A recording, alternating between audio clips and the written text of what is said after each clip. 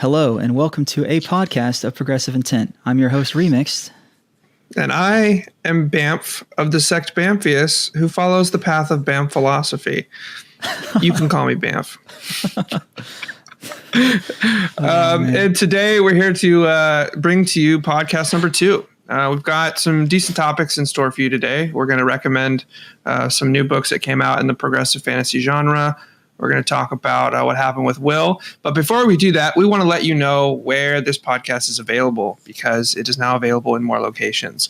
Where can they find the podcast, Remix?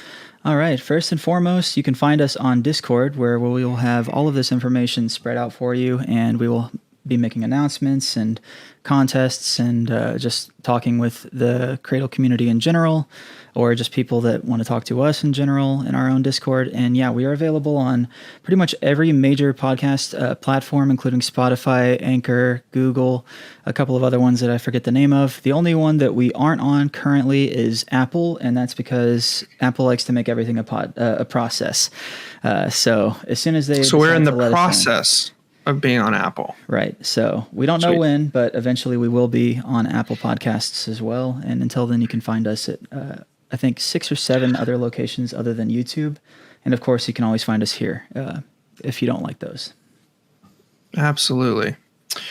Okay, awesome. So now you know where to find us. And now we're going to talk to you about some progressive fantasy books that have recently come out in the last couple weeks. They're the books I've read. A lot of progressive fantasy books have been coming out lately. So in the early days of this podcast, we're going to talk about all the main ones: Cradle, Arcane Ascension, things like that. And then we're going to eventually start to pull in other books that we read that are a little bit more obscure. But we need to get this podcast going. So we're starting with the stuff that you might have already heard of. But there are 2 books that I've read recently. They are Arcane Ascension 3, which is called The Torch That Ignites the Stars. That's a book I've been waiting on for quite a while. And then Street Cultivation 3. So back to the Arcane Ascension book. It's written by Andrew Rowe. It was released... When was it released? It was released on December 6th, so 10 days ago. And then Street Cultivation 3 was released on November 20th, so just under 1 month ago. I enjoyed both books. I prioritized both books over everything else I was reading when they came out. And that tells me that the book is good enough to recommend to other people if it steals my attention long enough. So Remix, remind me, have you read Arcane Ascension? Yeah, I've read the first 2. I didn't know that the third one was coming out until you told me. Well, surprise. So, yeah. Look at that. The podcast is even helping us out. And have you read Street Cultivation? I read the first one. I haven't gotten to the second one yet. I know we talked about it a little bit in the past. I did like it. I just haven't had the chance to get to the second one. And I guess I need to do that now, since there's even a third one to check out. So Street Cultivation 3 actually ends the series. Sarah Lynn's going to be working on some other stuff. She's got so many projects going at once, which I'm kind of sad, because book 1 was good. Book 2 was okay. I didn't really know where it was going. And then in book 3 brought it all back, and it was awesome. Then it ended, and it made me feel sad. But it made me want to read her other stuff. So I think it accomplished what she set out for it to do. And then Arcane Ascension 3. I hadn't read an Arcane Ascension book in a while, so I kind of forgot how the characters talk to each other, where they like over-explain everything. Yeah. And from like a world building perspective, and as from like a reader, it can be hold on, sorry. It can be kind of nice to like learn more. Oh, look, it's the dogs. They're podcast mascots. We have a live studio audience tonight with the little pups in the background. Yeah, if you hear barking, that's just my 2 little pups in the background. They're all barking, no bite, quite literally. So let's digress a little further. What are their names? So it's Gadget and Ellie. Gadget is the brighter one you can see in the background. Ellie is the silver, kind of gray looking one that's running toward us right now. They're both 7 years old. They are not related, but they may as well be. They've been pretty much together since they were born, and yeah, they're cute and definitely think that they're ferocious, but they're not actually. So Gadget's just like a grumpy old man, and Ellie is a happy princess dog that gets spoiled. So Nice. they're definitely both purse dogs. Well, they're cute. But yeah, let's get back to Arcane Ascension. A lot of world building in the dialogue, which is always interesting. Like the way they think through problems by just talking it out. It's interesting, but it progresses the story. We got to see more spire climbing. We got to see a different spire for the first time, which was kind of nice. I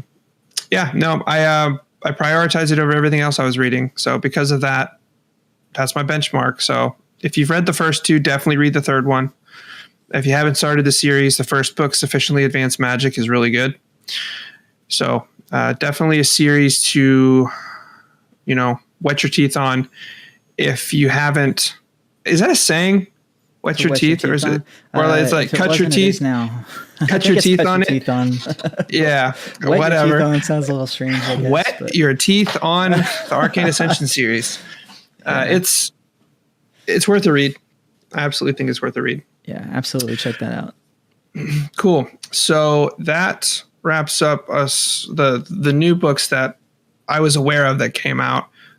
If you're aware of other books, those of you that are listening, let us know either in the comments of the YouTube or on Reddit or in the Discord. Let us know so we can plug more good books.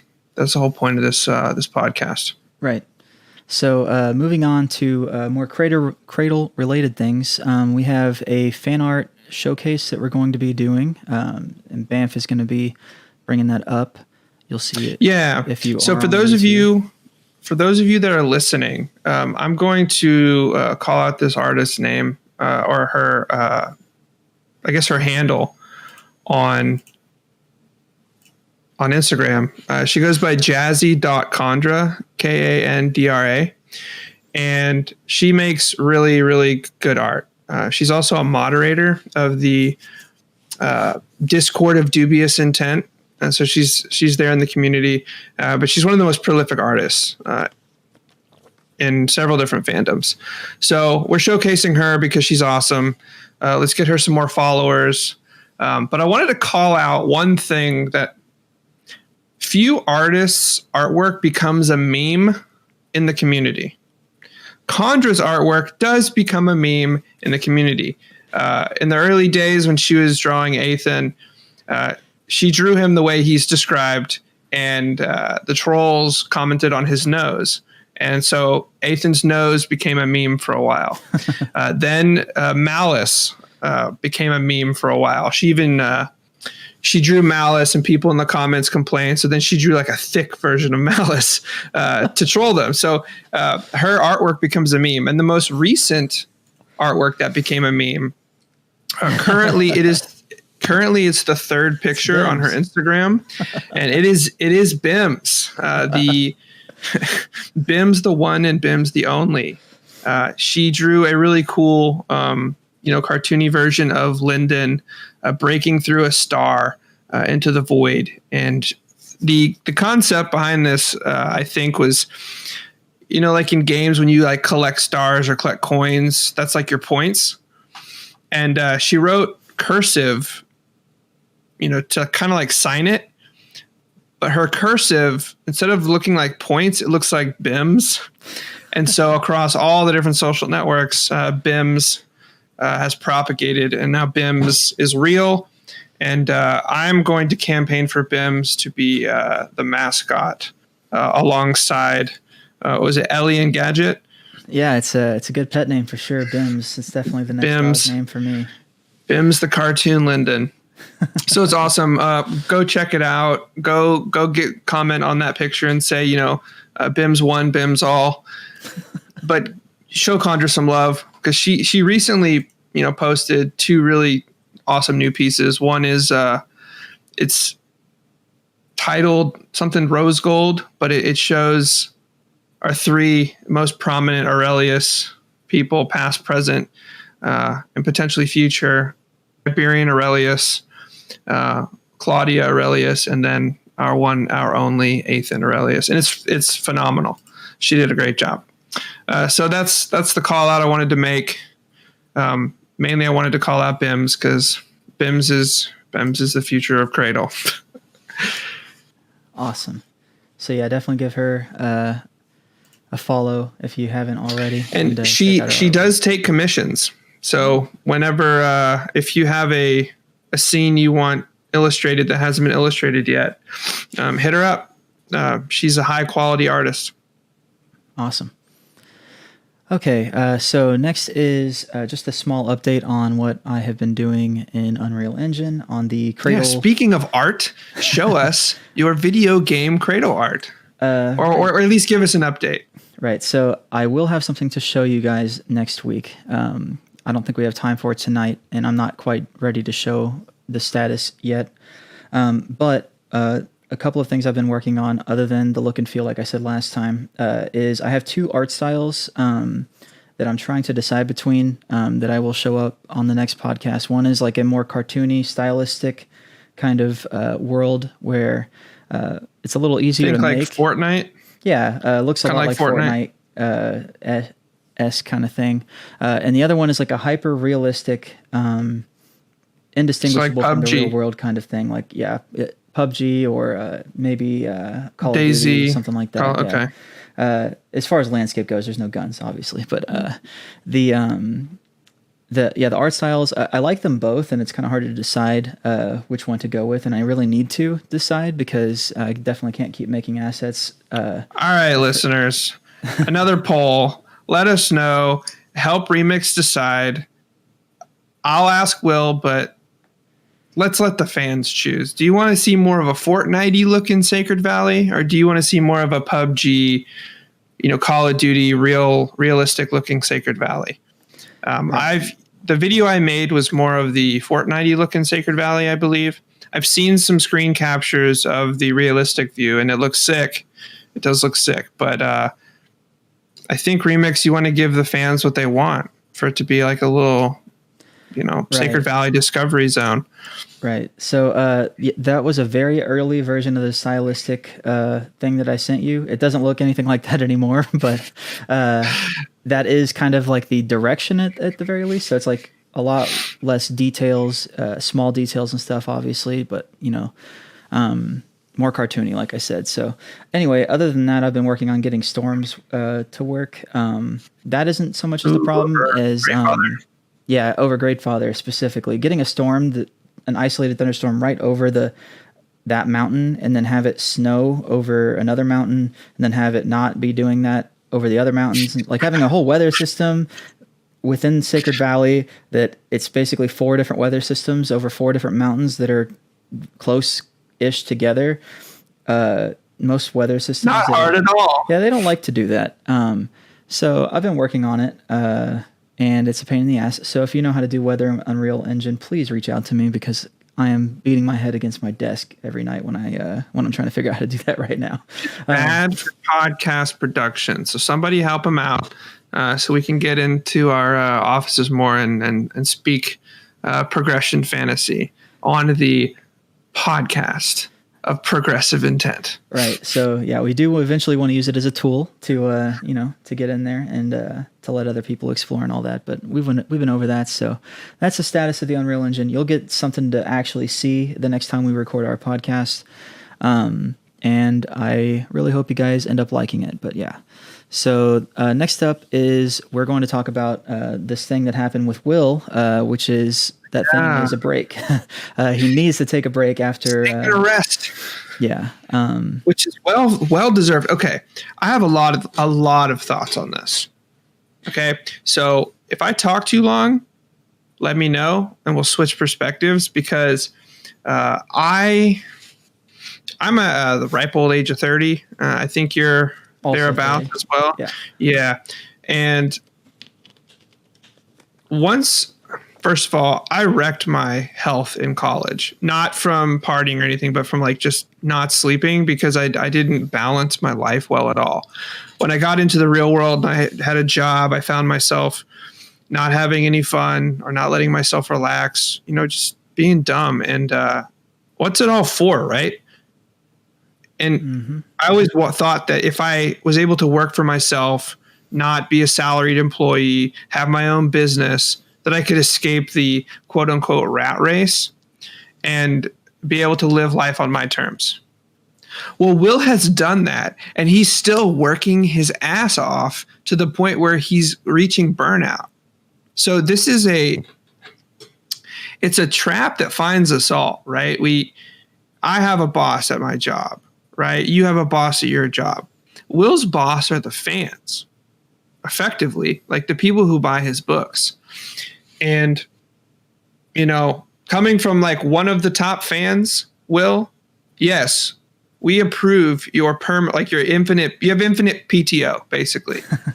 Yeah. You have unlimited PTO. You can take off as long as you want. Okay. This is a good thing. Yeah. And speaking on burnout. What are your thoughts? Yeah. I've definitely dealt with it.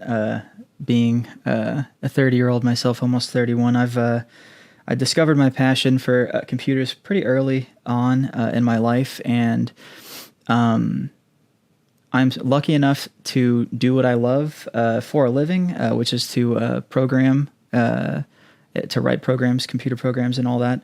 But even still, I have to remind myself to step back and to chill out sometimes, or to do something new, or to not program, basically. So that's actually kind of what we're doing here.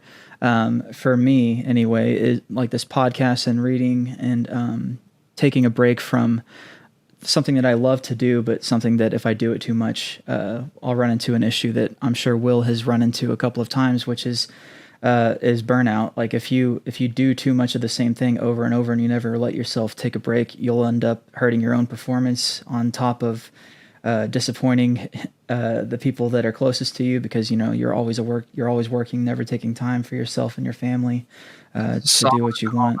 Yeah, there's a lot of nuance and things that go into burnout alone, but I can tell you that it's a good thing for us in the long run for Will to be taking a break now and not after he releases a book that we hate.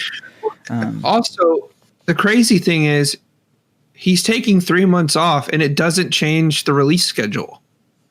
Like as soon as Winter Seal came out, most of us were like, all right, the next book's going to be in April, May, right? Whenever he wrote his blog post, he says, I'm taking 3 months off, but I'm still going to keep the same schedule. So it literally affects us none, other than as a fandom of progressive fantasy in general, we really should be supportive of our favorite authors finding balance in their life and not just, writing their fingers off because they feel, like their soul tethered to the whims of their fans. No, that's not how it should be, right?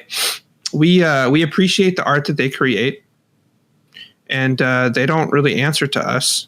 Sure, we can let them know if their books are great or not based on how many copies that they sell or that we buy.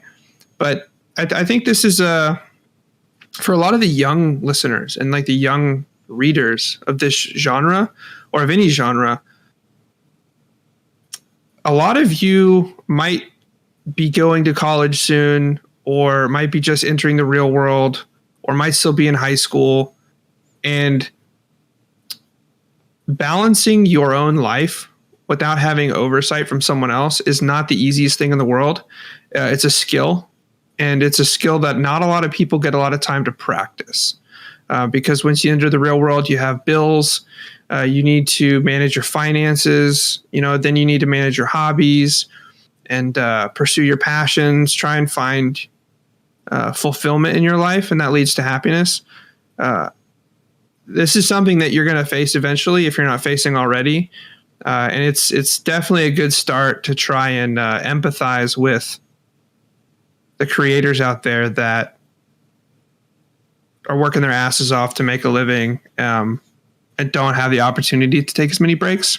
Will, you have a lot of opportunity to take breaks. You can take as many vacations as you want. Like I said, unlimited PTO. We approve it. Yeah, absolutely. I can't see any other any other way to put it other than take the time you need off, especially after the amount of success that you've seen. You definitely deserve however much time that you need to stay healthy and happy. So definitely. Yeah, let's actually talk about like the timeline, like how much time, because that's another thing that I feel, especially in America, isn't talked about very often. It's acceptable in the workplace for someone to take 1 week, maybe 2 weeks off. In my opinion, that's not long enough to like de-stress, disconnect from work, and actually start to relax and actually get the relaxation and recovery that's needed to come back to work feeling sharper and with more creative energy. So the fact that he's taking several months off it's great. It's like a sabbatical. I think if you're financially independent and you're a creator, you should do that at least once a year, because you can. And as a creator, getting that space from your work, allows for ideas to flow, gets your creative juices going, gets you hyped. I wouldn't be surprised if we hear about some new series or something like, obviously no pressure. You don't have to write a new series, Will, but I wouldn't be surprised if he goes off on vacation, enjoys himself, and like a month and a half in, he has a great fucking idea for a magic system for like another iteration or something. And he like creates an outline in his head for like a future project. Yeah. And it wouldn't have come about if he hadn't taken the time away. It's actually, now that we're talking about this time off, it's actually reminding me like about one of my favorite things about Christopher Paolini's books, actually, which are the elves and how they live, their way of life. If you remember, it's been a very long time, so I might misspeak here. I'm sorry. Any Aragon fans or Inheritance fans, definitely correct me if I'm wrong. But so in I can't remember any of the names, but in the area where the elves live, they've pretty much evolved past any sort of basic needs not being able to be met with little to no effort. So their society is based on hobbies now, where they are doing what they love for centuries at a time. So that's why you have the best of those people. Like generally, elves are the best at everything, at least in that world, and that's because someone in that society has mastered it. Yeah, you never find anybody that doesn't enjoy what they're doing, or at least you very rarely do. So like the swordsmith, I can't remember his or even if it's a woman or not. I think it might have been a woman. It was a woman. That helped him create the sword. Right. So she was the best because that's all she did, right? Was make those things, make weapons and I think armor, and so it's kind of like a similar line of thought where he's following. I say he is following, but Will, I assume, is following his passion by being a creator and a writer. And so when he feels the need to take a break from the thing that he loves, know that it's definitely going to be for a good reason, because he likes to write. It's not like he's at his day job and he's tired of doing it and he wants to do something else and he's never coming back, right? So maybe he is tired of doing it and that's why he's taking a break, and so that he can, before he gets to the point where he doesn't want to do it anymore. He's just tired of it right now. Okay. I am not an author. I do write a lot. I write a newsletter every week. I have to write a chapter in the rough draft that I'm writing, or I owe my friends money. By the way, I never told that, I had just started this challenge and I hadn't told them that I was going to pay them if I screwed up. And so they listened to the podcast and they hit me up and they're like, "Ooh, we get paid if you don't turn it in." Uh-oh. And I was like, "Yeah, no, I own that completely." Nice. And so this week they were fucking savages about it. And so I felt like an obligation to finish writing. So I ended up writing a bunch one day, and I just thought to myself, I probably wrote 1/6 of what Will typically writes in a really productive day. I can only imagine how tiring that would get after many days. And, albeit Will he said that he doesn't write every single day. He goes on like writing binges, where he'll like go on a cruise, and instead of like going out on excursions, he'll take advantage of the fact that he's like away from everything, doesn't have internet, and he'll just like blitz out, 70-80% of the book. That's amazing. Yeah, it's pretty cool, right? But even so, like, that has to be so draining. And then coming off of writing the end of the Elder Empire series, which was a series he took like half a decade off. I think it was 5 years between the second books and the final two books, or like book 3 of both trilogies. Right. I can only imagine how tough that was. So again, we can only beat this dead horse so many ways. You get probably, let's do 4 thumbs up. Come on, 3 thumbs up. I'm sorry, I was zoned out there for a second. 4 thumbs up, got it. for Will's decision. Yeah. So and again, like, what a professional. Like, his timeline doesn't even change, which I don't know how he's doing that. But props to them for that. That's cool. All right. Do you have any closing remarks on this, or do you want to transition into the icons crazy theory discussion? I think it's time to talk about some crazy theories. So it's less crazy this time and more of me trying to figure out who I think has what icon, and maybe even like what icons even exist. So I guess first, my job to tell him if it's plausible or if it's bad, and then eviscerate his bad thoughts. And most of my thoughts are bad, so and not in a way that is a good. Never mind. He proves it. He proves the case in point. All right. What monarchs have what icons and why? That's the key. Why? Right. So I feel like I almost need paper here, but I'll just bring it up on my notepad here. So first thing I wanted to do is what icons have actually already been proven to exist. So we have the strength icon.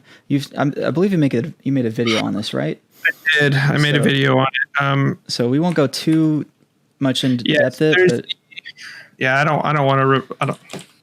So strength, void. There's 4 badges of Sacred Valley: the scepter, the arrow, the shield, and the hammer. Those are all icons. You have the void icon, which is the empty, so that's the 5th badge. You have the sword icon, which was the first one we heard about. You have the dragon icon. You have the heart icon. You have the blood icon. Mm-hmm. You have the winter icon. Mm-hmm. You have the forest icon, which I didn't call out in my video, but a commenter called it out. The forest sage was the one in charge of zeal and gave up on him because he's zeal. So that's the forest icon, which leads me to believe that there is a fire icon. There is what is it? It's the 5 elements in Chinese culture. It's like wood, water, fire. Would forest be the same thing as wood here, or you don't think so? I don't know. I think forest is wood. Okay, so yeah, but it doesn't matter. Like we're digressing. There's the strength icon, of course, and then we can draw conclusions that there are icons that are related to the various divisions in the Abaddon. They're not direct correlations, but there are some divisions that have rather obvious icons based on what we've seen so far. So that actually brings up the first thing that I wanted to talk about. I don't know. So I think fate, I'm not sure if that could be a possible icon, or if maybe I'm saying the wrong word, but I don't know anyone who's ever called out the fate icon before. I called out the fate icon in one video, and now everybody keeps saying that I think the fate icon exists. Right. So the scepter, do you think is I guess like the name for the scepter icon would be there's no way it's called the scepter, right? So like the scepter is a symbol of ruler, right? None of the badges in Sacred Valley have been named. Right. Like their icon hasn't been named. We just have the iconography of it. Mm-hmm. So the scepter probably, it's like royalty or power or like ruling other people, like leadership, basically. Right. If you're seen by everyone as being like the best leader or like a great leader, like a ruler or a royalty based monarch, not like a power scale monarch. Right. So you have ruler techniques, and so you think there is maybe a ruler icon, somebody that like embodies a ruler, and you think that those are anywhere near like because we have the monarch already. I can't remember her name. Luminous Queen Shamiara. Yeah, Shamiara. I think that it's possible that because of the Madra she inherited, that maybe that's got something to do with the scepter. She inherited her mother's icon, and her mother inherited the icon of all the predecessors. That's actually like a kind of a fun fact of how that works. The spirit that you inherit is a spirit with authority recognized by an icon. So the icon passes down, or the ability to, like, the representation of the icon in the spirit passes down. So the authority passes down. So you think it's specific to that icon alone that can be inherited, or is it every icon? That technique of that path, if the sacred artist is of a sage or higher, like a sage or monarch, the icon manifestation part passes down. Right. So it doesn't matter what the icon manifesting the icon. Not born, or inherit it after they give it up or something. The way that it was described to me is there's a grooming process that happens because there's like a compatibility requirement of that technique, and it has a chance of failure. But once the like, let's say Luminous Queen Shaliala, even if she wasn't dying and she had performed that technique to pass her spirit to her daughter, she's gone. Like, she's dead. Like, her memories are, like, she's effectively dead. Her memories, her knowledge, some like sliver of, or like echo of her sentience lives on through the spirit that she passed to her daughter. That's giving me some Avatar vibes. Yeah, I mean, that's kind of what she calls out, like in Wintersteel, when she gets tackled by her herald, keeper. Right, yeah. Spoiler. So yeah, I don't know what her icon could be. That's your job. So you think she has a scepter? So I was thinking, as we were talking, the scepter icon, I think, could be separate from. How do I put this? This is definitely a crazy theory because I have no substance to support this argument other than my own thoughts. But what if there's a lineage icon, quote unquote? So like a bloodline icon maybe, or something along those lines.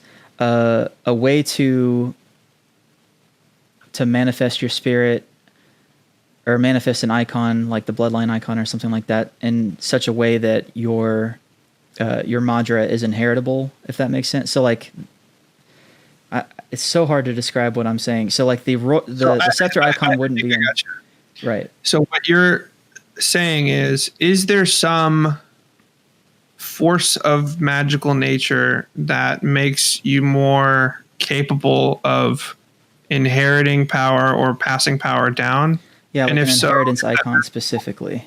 Yeah, is there an icon that is, if you were to manifest it, you could then pass that? So, okay, I kind of get what you're saying. So you probably got this idea thinking of how, like, monarchs have a royal bloodline, and you have, like, next in line for the throne. Mm-hmm. And maybe if under unique circumstances, if you have a scepter icon and you're a ruler, as a ruler, you can then pass on your ability to rule to the next in line. Is that kind of the train of thought that you went down?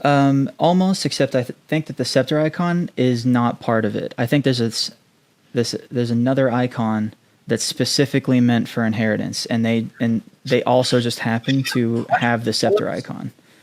I don't know. I'm going to say that's a no. I'm going to say if you were to pair it to the scepter icon, you could have some, like, fudgery that could happen. to make some. I mean, because honestly,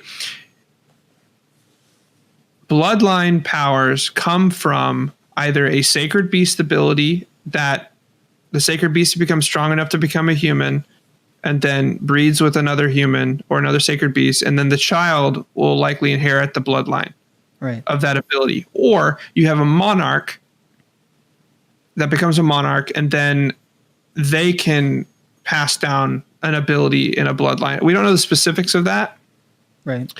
but it's something that's been called out. So you have the original Shah monarch becomes a monarch via the ruler icon, has very specific path. That monarch's children have the mutated Madra, the royal Madra, right? Right. Which then lets them control others, look to be rulers in the minds of others, and sets them up to be more capable of manifesting the scepter or ruler icon. Then you eventually, because of their mastery over that specific, niche of authority, they're able to develop a technique that allows them to pass on their royal bloodline. Right. I could see like the sequence of events happening that way. And that's like very specific. So the reason why they had a mutation is because the ruler icon was the icon that was manifested by the first Shah monarch before the thing happened, and their bloodline just happened to manifest itself in a mutation of pure Madra. Right. And now that we're thinking about this, I have another deviation that I was thinking. So I guess if you have the scepter icon, that means you are a ruler, like kind of like you're literally manifesting the fact that you're like a king or a queen or whatever. If we make that assumption anyway, you could almost force the manifestation of that icon by using the icon itself, if that makes sense. Like, so you can literally order somebody to become what you need them to become. Does that make sense? So maybe that's how they keep the bloodline. I think that's a bit of a stretch, because an icon is a separate force of reality. It is a reflection of a concept.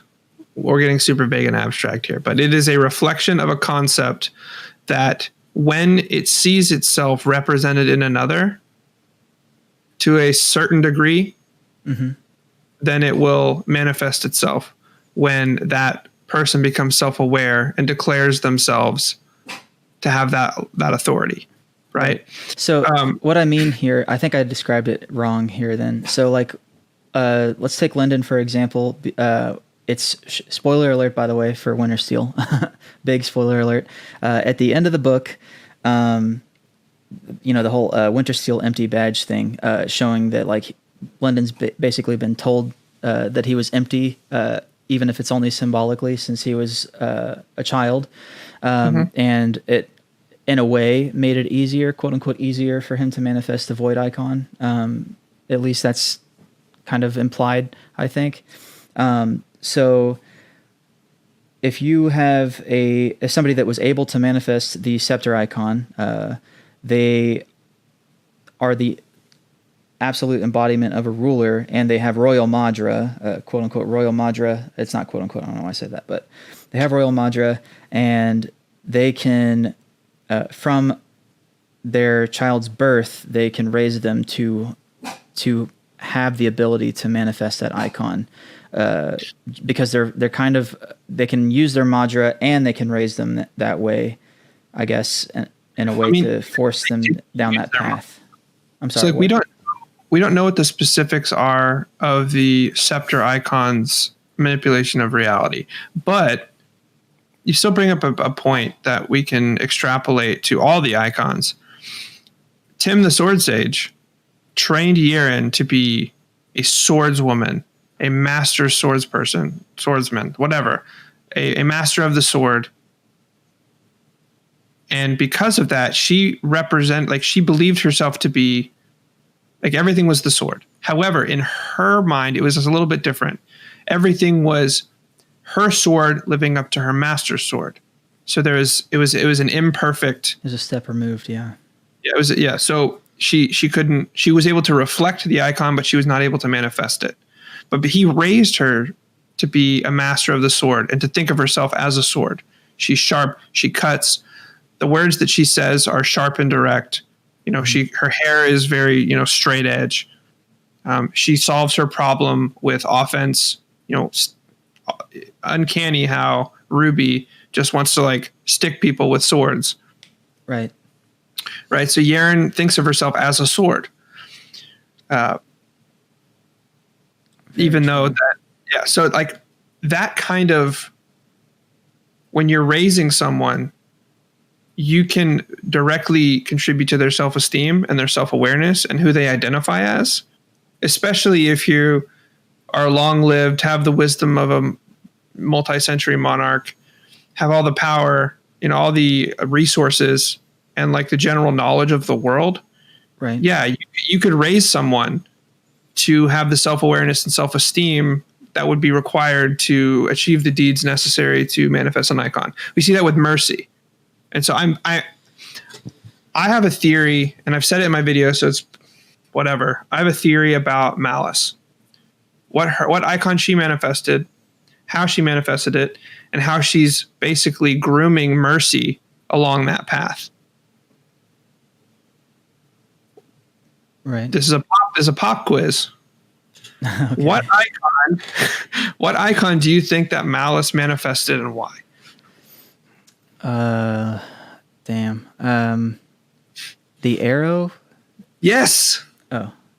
Yeah. Yes. Yeah, because just based on what you said about Mercy, and she uses a bow and she has a tailor-made path. So what do you think the arrow means? Like, what icon do you think it is? Think of World of Warcraft classes. The hunter icon? Yes. So yes. I was thinking more in programming terms that the arrow stands for a vector, which means a direction, but I don't think that makes any sense now that I'm thinking about it. So the hunter icon makes more sense. I think it's definitely the hunter icon, because hunter it's a concept, like you're hunting prey, right? Right. Malice practiced a pure shadow path. What kind of hunter / assassin, someone who can meld into shadows and use the shadows to their best ability would be a pretty deadly hunter, especially out in the woods. We know that Malice, grew up on a battlefield effectively. Right. She rallied around her people, but her people were also like refugees, were starved, like probably dealt with hunger. She had to go out and hunt. She learned how to use a bow. She became a soulsmith so she could create her own bow. Right. She used the bow to unite people, to quell rebellions, to defeat whatever. And her whatever grew. She still uses a bow as a monarch. So I feel like she manifested the hunter icon. And there are many jokes that can be made about how she's still, out there hunting, future fathers of her children, of her future children. There's a lot of jokes that can be made. We're not going to go there. But so I have a question, a follow-up question for that is, if that's the case, then shouldn't she be giving Mercy a target to hunt for? Or I don't know how you actually manifest the hunter icon, to be fair, or even if it's called the hunter icon, but I guess what's the next step for Mercy if she's actually following the path? Mercy's main problem is that she's never had to face death truly and fight and claw her way out of it. Like, one of the things that I always hear when I speak with people, we're getting super meta here, but like, I have people that are like, they hunt with a bow and arrow. They have to like trek deep into the woods, public land out in, like Montana and stuff, and they're hunting elk. They have to go deep into area that other hunters won't go. They track these elk. It's dangerous. Like, they're risking their lives going out away from, civilization to achieve this goal, to either bring food back for their families or whatever. it's dangerous. And Mercy has never felt real danger in her life. She says it herself. She didn't grow up on a battlefield. She grew up competing in like tournaments, I guess. She's good at games, right? So she's a great archer, but she's a terrible hunter. Now, though, so I'm thinking that Malice was like, the prize you're hunting for is like the uncrowned king. But the problem was that wasn't for Mercy. That was for everyone else. It wasn't like Mercy's target. And Mercy then had to go and fight to save her brother's life, fight to save everyone else's lives. She succeeded in saving her brother's life by stalling long enough for help to arrive. Right. But that was the first time she truly faced death. And so now I think her huntress journey starts. I don't know what that means. She's different. She's like away from the group now. That's a good point. And I'm wondering if she also needs to be made a target. Maybe that's why this is also getting to be so much guesswork and so much less theory. But because she hasn't had to feel that fear or anything like that, maybe it's intentional from Malice to have sheltered her in that way, or to have her have been sheltered that way. So anything that she does, like anything that does start to strike fear into her, is more effective because she hasn't had to deal with it before. So like, I guess like Lyndon, he was used to it at one point facing death every day because he was an unsold, right? And he had to tiptoe around everything. So he knows the fear about as an iron, as a jade, like every step. Yeah, he's faced death. I mean, shit, he went into Ghostwater as a low gold surrounded by peak true golds, and he fought his way, clawed his way. I mean, he had some help from Zeal, but he got his way up to true gold within the Ghostwater facility. And it all culminated with him defeating the preeminent, true gold prodigy in Harmony. Right. Yeah. So you're 100% right. Lyndon has had to, fight through adversity, life and death situations, true sacred artist. Yeah. And Mercy has not. The problem was she's so damn skilled. She has so much inherent talent that she's born with that everything in life has been a breeze. Yep. She's like, I don't know what the analogy is, but she's like a genius born into a wealthy family where all of her whims are given to her. She doesn't have to like work hard for anything. She doesn't have to struggle. She doesn't have to face like, psychologically shattering hardships. Right. I mean, like her aunt or her, I guess, niece in Charity can remove trauma from her mind with her heart like sageness. So yeah, like this was a very important step for her in her journey towards manifesting any icon, much less the hunter icon. But yeah, that's what I think the arrow is. That's what I think Malice has. Makes sense. Okay, so now that we talked about the hunter icon for a super, super long time, I think that the next... what I want to do is I want to think about what the icon that Lyndon will manifest, if he will manifest another one, is, because I have two ideas. I don't know if it'll be in Bloodline, but I think that if he is going to manifest another icon, it's the hammer, the forger, I'm guessing is what the hammer would be. I think that that's a pretty good possibility just based on his... so for one, he has this greed that we talked about in the last episode. And one of the things that he's always greedy for is knowledge. Like he's always trying to learn something from somebody, trying to get as much knowledge as he can to advance himself in the sacred arts.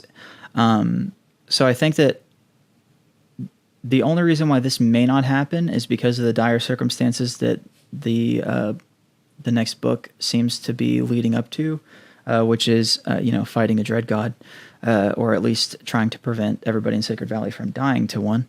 And I'm not sure how much time he's going to have to practice forging and how much of himself he's going to put into. Go ahead. Sorry. I was just going to say, like, the fact that he's a soulsmith. I mean, the fact that he was able to soulsmith like launcher constructs with his soulfire alone while, driving a ship towards some powerful dread beasts, and he was able to create like resonance cannons that way. He's a creator. I think the hammer icon is a great one for him, but I don't think it stops there. If I'm being completely frank, obviously I'm probably the loudest fan of the the icon layering theory, where the more icons you manifest before you ascend, the stronger or the higher your threshold potential is for rising in the ranks of whatever organization you join. I think that's what Osriel did. I think that's what Northstrider is currently trying to do. And I think that's what our group will do to some extent, but specifically Lyndon. Right. So, without going too far into it, so the hammer, and then I think kind of not out of left field, but I think that an unexpected one is the shield. That's a great one. Right. I don't think that's so Lyndon has maybe not quite. I actually also think that Shield is a good candidate for Yeren to advance to Monarch with, because of the revelation she had to be able to protect people that she cares about. Anyway, we'll talk about Yeren later. But the reason why I think Lyndon is most likely, in my opinion, going to manifest a shield icon next is because of their circumstances in Sacred Valley that are coming up in the next book. He is literally going to be trying to protect his family, and it's kind of almost like starting another arc I feel like the next book is going to be starting like a whole nother arc for Lyndon, and the fact that the original book Unsold, kind of everything that was foreshadowed is starting to wrap up in the sense that now the Dread God is there. He's about to protect them from what Suriel showed him in his original fate. And the last thing for him to do is to protect his family and his future. And I think that it's going to culminate into him succeeding to do that via the shield. Unless Will likes to make us hate ourselves and maybe Lyndon dies in this book or something. But here's a thought. Remember how in Unsold, in fact, you very likely have recently heard this since you're re-listening to Unsold right now, how everything in Sacred Valley comes in 4? Yeah. I think Lyndon's probably going to manifest 4 icons, and that's probably it. I think he's going to manifest the Void icon, the hammer icon, the shield icon, and the strength icon, which it will like complete his complete transformation from the weakest sacred artist in existence. I think I'll do you one better, and I'll say he'll manifest 4 more, and that the void icon doesn't count. Okay. So for one, you were about to say he's going to manifest 8 icons. So I was like, holy crap. No. Not 8. It's going to be 4 in the book. And so for one, Lyndon's breaking the mold, so the symbolism of him doing 5 instead of 4 would be hilarious. But also Unsold is the 5th badge, the unknown 5th badge, if you think about it. So there's 4 different badges in Sacred Valley, and I feel like I don't know if he's going to manifest the scepter, or I don't think he's going to manifest a scepter. Let's put it that way. I think Ethan's going to do that. But this is the great part about Will's writing. Will literally wrote a leadership arc for Lyndon and a hunter arc for Lyndon in Wintersteel. Right. That's very true, because he started with the point, like the points motivated him to become a leader, basically. When he found out about that, he turned into a leader pretty much immediately. So anyway, digressing before, let's make the first point. But I think he's going to manifest the hunger icon. What? Okay. So I think that's going to be the next icon, if not the shield icon. It's going to be the shield icon or the hunger icon.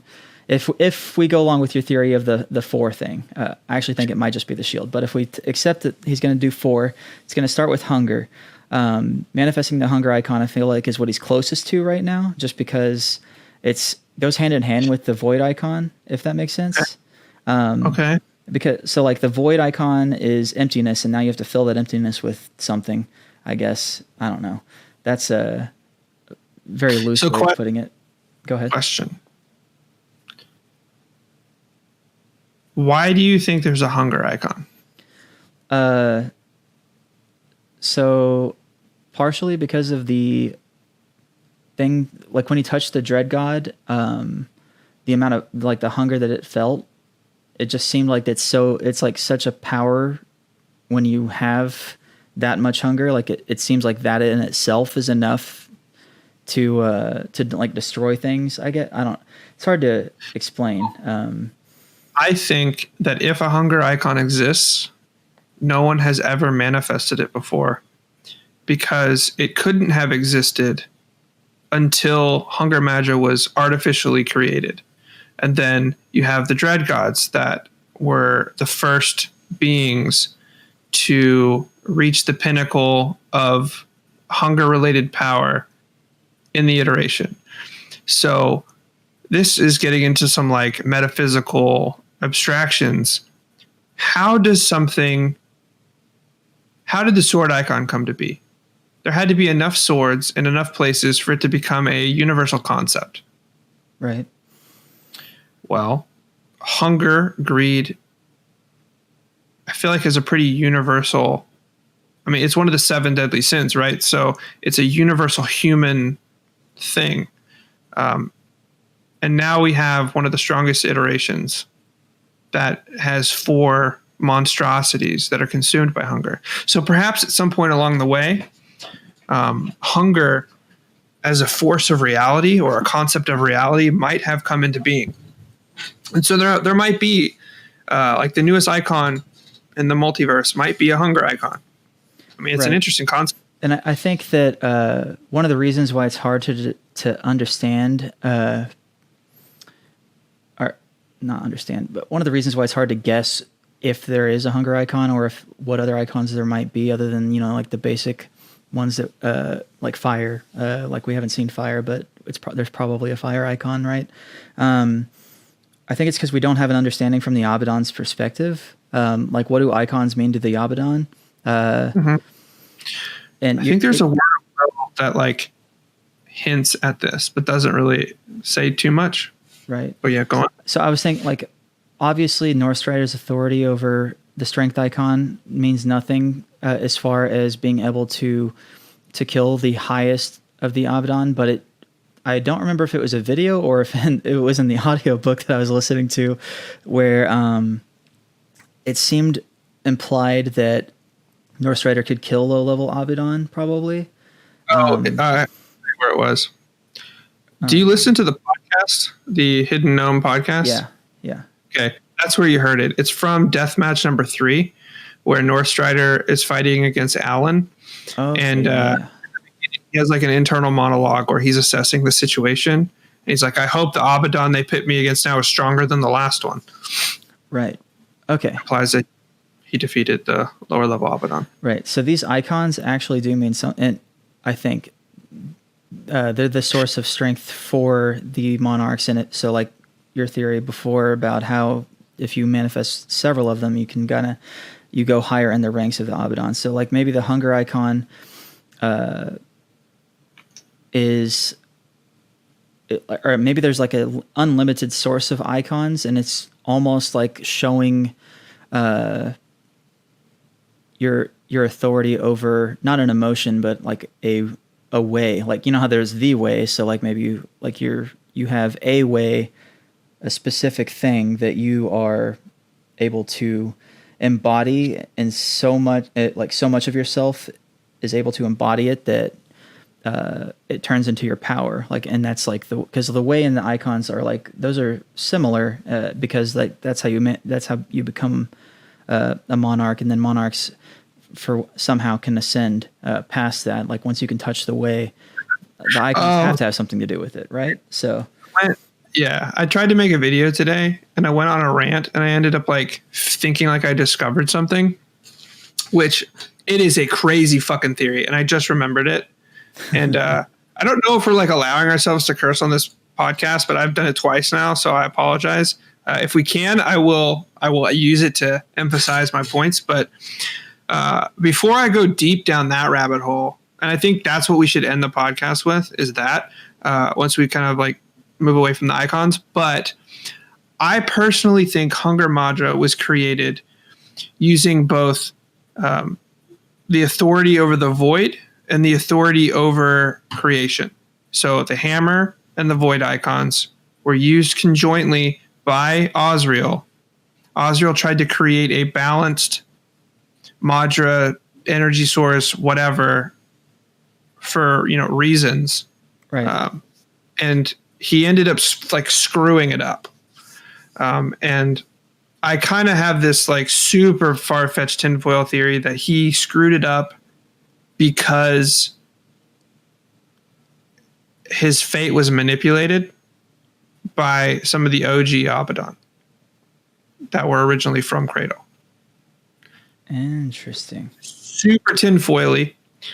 And we can keep talking about icons if you want.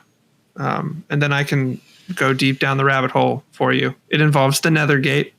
It involves Sacred Valley. It involves the creation of Sacred Valley. Wow.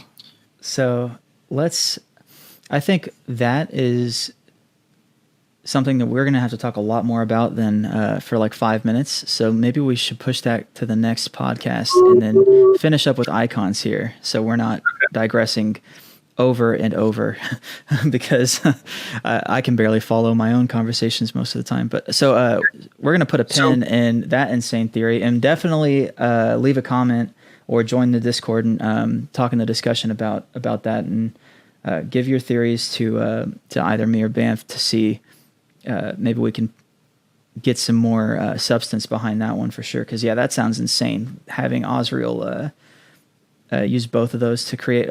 I'm sorry, I don't even remember the beginning of what you were saying. He used the void and the creation icons to do what now? To create Hunger Madra. Okay. We know that Hunger Madra is artificially created. Right. We don't know why. We don't know if it was when it was created, if it was used to create Subject 1. We know that you can use icons to bestow temporary life. What if Osriel used 2 icons to bestow temporary life, and it ended up creating a level of existence that was evolved enough to sustain itself? Right. And then because it was hunger-based, it consumed and consumed until it got stronger. And then it was imprisoned, or it was already imprisoned, and then it was used for experiments by the civilization that Osriel was from. This is like not even part of my theory, like my super crazy tinfoil theory. Right. But before we totally depart from this, I want to kind of give a quick little breakdown of which monarchs have which icons in my eyes. Sure. So the only one I don't know is Rhaegon Shen. I don't know what icon he has. I think if he did have an icon, it's the scepter. He considers himself the Emperor of Lions. And then Sesheth Kunaz considered himself the King of Dragons. So I think both of them had the scepter. Go ahead. Sorry. So Rhaegon Shen has authority over space. Right. So the space icon. Is that an icon? I don't know. A lot of people are implying that the void icon might have an increased amount of authority over space, just because it's the void, right? Mm-hmm. Maybe. But if Rhaegon Shen adopts or consumes a remnant that has additional authority over space, and it allows him to create a path based around manipulating space. Okay, he has a crap ton of space authority, but manipulating space seems to be one of the one powers that like everyone can do for the most part. There's a division based around the people that are like super good at it. But I don't necessarily think that means that there's a space icon. I think that if somebody has skill and authority over space, and they manifest an icon like the scepter or the ruler icon, or they have like like the Oracle icon, where they can see better. I don't know. Like, I think that there are icons that grant additional authority, like the Void icon over space. But if I had to guess, Raygon Shen might have the Void icon, but I don't think so. I think the Void icon is super rare, because rarely does someone feel like they're the end or they're empty. Right. I think Osriel definitely had it, but I think Raygon Shen probably has the Scepter icon.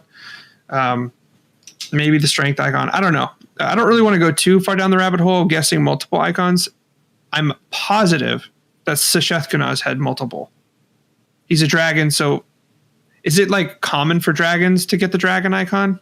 Like, I feel like that's kind of a cop out. And it might be why there aren't that many dragon sages. Yeah. The having the dragon icon, I feel like, is almost necessary if you're going to be a dragon monarch, but that's just my Here's the funny part. How many dragon monarchs have we come across? I can only think of one, because the original Black Flame Empire had heralds. It didn't have a monarch. Right. So have there been many dragon monarchs, like, ever? So potentially, what if he had the scepter icon first, and then he turned himself into, like a human or like a boy to pay homage to, the kid that he was bonded with. And then he was able to get the dragon icon later, which made him like the king of dragons. Small tinfoil hat theory was there's like the reason behind him turning into a human is because he had already manifested the dragon icon and turned himself into a human to manifest some other icon. Like, I don't know what icon it would have been, but like, what if it takes you too far away from that? I mean, like, we know that he became a child as like a tribute to the human that he was bonded with that was killed.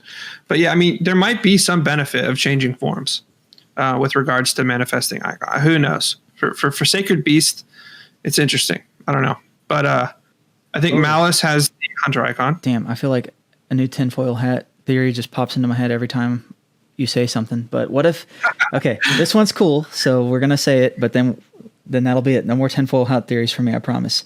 What if he did the human thing because he doesn't want to be overthrown by, like, I don't know how their dragon hierarchy goes in Cradle, but what if he didn't want to be overthrown, and to prevent some other dragon from manifesting the dragon icon, he kind of like embed it into the culture to not want to be a dragon anymore? Well, that's only the case with the golds. I guess that's, okay. So never mind. Tinfoil hat theory demolished. I mean, I see where you're going. Okay, so I think Tiberian had the water icon. Okay. I think that who's left? Emrys. Oh God, I don't know. Emrys is tough because she's a dream artist. She cares about knowledge. She cares about, peace. She was a tree. So forest icon, obviously. I mean, maybe. And we don't have enough icons. I think Tiberian, like I said, he had the water icon. Who's left? The 8-man Empire, they don't. Only a few of them have icons, and who the fuck knows what they have. I'm guessing the Winter Sage only has Winter and Sword, unless there's a third one. Nah. She's not interesting enough to have 3 as a Sage. But as far as monarchs go, am I missing any monarchs? We've talked about Malice. We've talked about Northstrider. I think Northstrider has the shield icon as well, by the way. We've talked about the 8-man Empire. We've talked about Raygon Shen. Yeah, because he manifested multiple barriers. Twice in the book, he manifested barriers. I think he has the hammer icon too. Based on I think it's possible because of how many, he can create those spatial dimension things, and I feel like that needs creation on top of space or whatever we want to call the authority he has over space icon kind of thing. If that is an icon, how does he create those pocket worlds with the icons he has? He grabbed Ghostwater. He didn't create Ghostwater. He grabbed a fragment of a dead world and bound it to Cradle with his will, and then shaped it to fit his purposes. Well, so I see that, but what about the gift to Yaren, the pocket dimension thing that he gave to her to practice? He implied that it was extremely difficult for him to create, I think. Yeah. I don't know, but I think we're out of time. So I think yeah, we're getting pretty far tinfoil is down the road. But so yeah, everybody who watched, thank you for listening the whole time. Thank you for watching the whole time. Please let us know what you think. The competition for the title is still ongoing, although I am very fond of a podcast of progressive intent. Right. But please let us know what's up. And let us know what your theories are. Let us know what you want us to talk about. And we'll go from there. Yep. Until next time, guys. Thanks for checking us out. And remember to join the Discord. Later. All right, I gotta go. Megan's yelling for me. I'll talk to you later.